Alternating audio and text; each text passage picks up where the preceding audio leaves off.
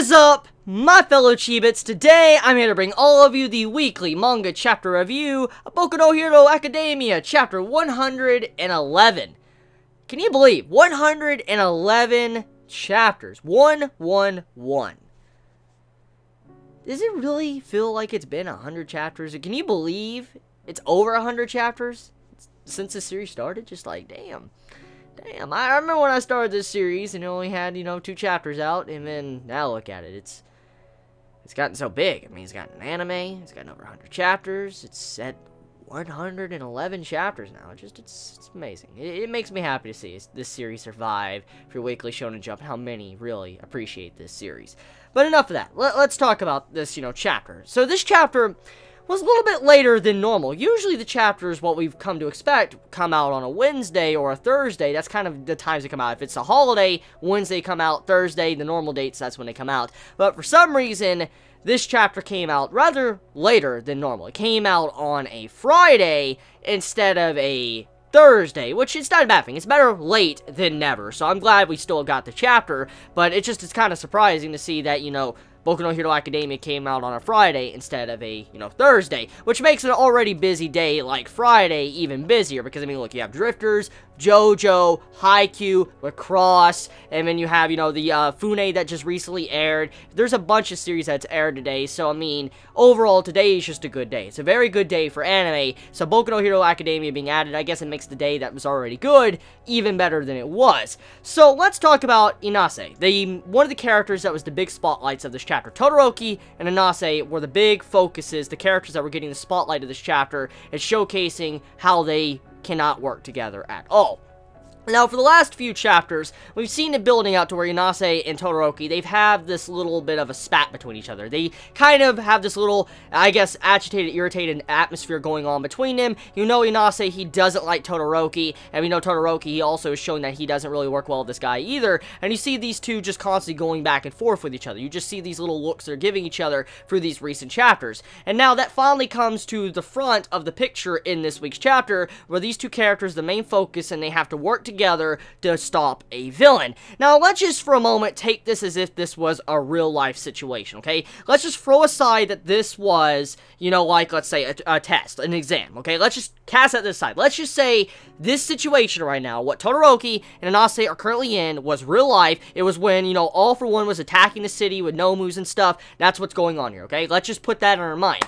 So, Inase and Todoroki, they straight up had a spat, and they were arguing with each other, bickering like children, immature children about problems, which it needed to be addressed. This is character development and needs to be addressed, so it's a good thing it was in the chapter. I'm not complaining about that. I'm just saying, as character-wise, this was a very immature way for these two characters to handle the situation. Now, like I said, I love the chapter for this. I'm just saying that these two characters are showcasing how new they are as heroes, and they might not even be ready for the real thing. Because if this would have been a real situation, if All For One was attacking the city, or let's say Stain was, Nomus, whatever, or attacking the city, or a big villain was, this is not the time to be bitching at each other about petty shit. It's not that time. It's not the time to be bitching at each other, like, I don't like your father, he gave me the shaft earlier on in life, he's like, fuck you, don't get around me, and it pissed me off as a kid. And then you have it to where Todoroki, his father's a soft spot, that really just ticks him off, and so seeing someone bring that up, it kind of pisses him off a little bit. So they weren't working together at all, and so this was not the time for that. If this was a real situation,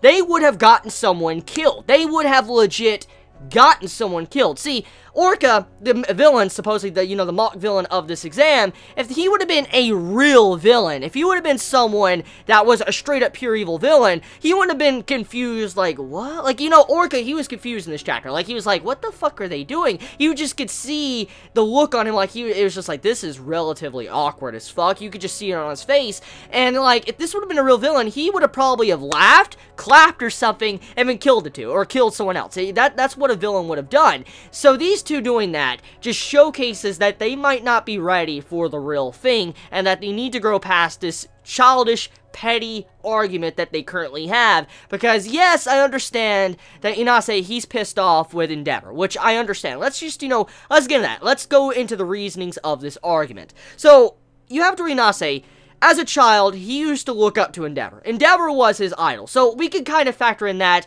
Inase was the Deku, okay? So he was like looking up to Endeavor like Deku looks up to All Might. That's what we can get from this, okay? And so as I've talked many times in the past, you have to where Izuku, he's always looked up at All Might. It's his idol, someone he's always wanted to be like, and All Might's always been this epic person that he's always idolized. And we've seen a lot of characterization and development that, you know, Izuku has gotten throughout his journey thanks to All Might. Now, you have it to where Inase, he's a character that also is similar. He idolized Endeavor. He loved Endeavor. He was one of his favorite people, favorite heroes. In his eyes, he was his #1 hero, his idol. And when he finally went up to meet this man, like, pushed him aside. He's like, I have no time for you. And it wasn't the fact that he didn't get his signature or get to talk with this man for a long period of time. It wasn't that really struck Inase and made him upset and pissed off and hold a grudge. It was the fact that Endeavor, he wasn't hero material. He wasn't acting like a hero. Let's put this in perspective, okay?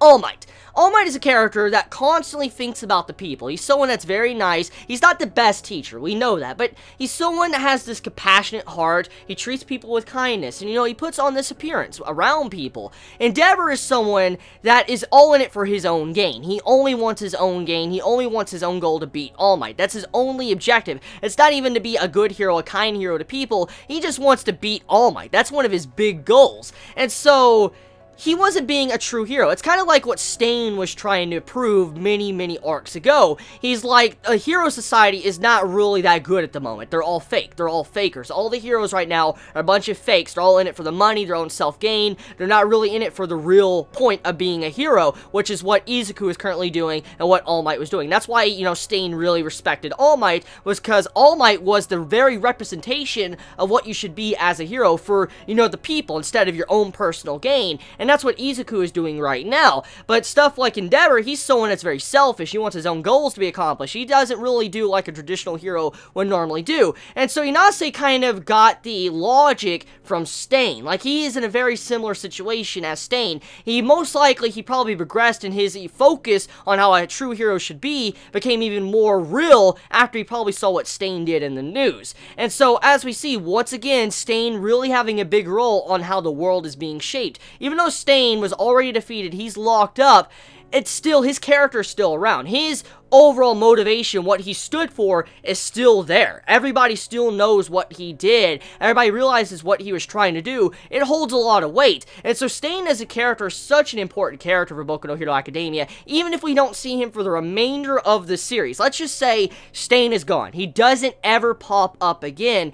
The point stands is that this man was so important, he still proves how important his ideology was, what he was really trying to strive to change when it comes to heroes. He was a very important character, and you see this once again with Endeavor and Inase and how this backstory was done. Now, getting into the comedy side of this, though, many, and myself included, were making comparisons that Syndrome's backstory, if you've ever seen The Incredibles, like, you know, the first movie Incredibles, you know what I'm talking about? Syndrome's backstory is very similar to Inase's. I got a good fucking laugh for that. Like, my boy, this man Inase has a similar backstory to the Syndrome from Incredibles. I'm like, this is fucking hilarious. I mean, I expected something crazy for this man's backstory, but apparently it turns out this man's backstory is Syndrome level, and I'm like, you know what? I'm fine with that.